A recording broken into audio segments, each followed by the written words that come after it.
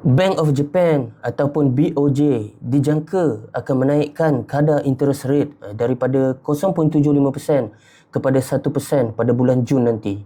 Walaupun Sanai Takaichi menentang kenaikan kadar faedah kerana bimbang kesannya kepada ekonomi domestik.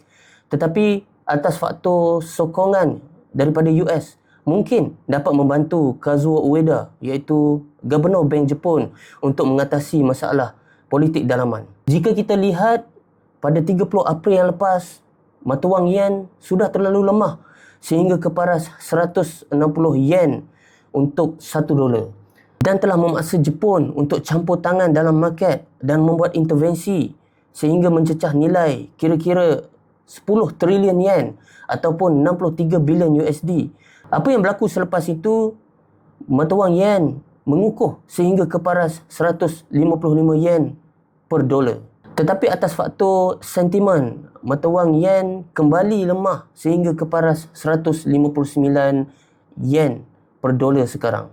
Mungkin disebabkan faktor itu, mereka melihat intervention saja tidak mencukupi untuk mengukuhkan mata wang yen.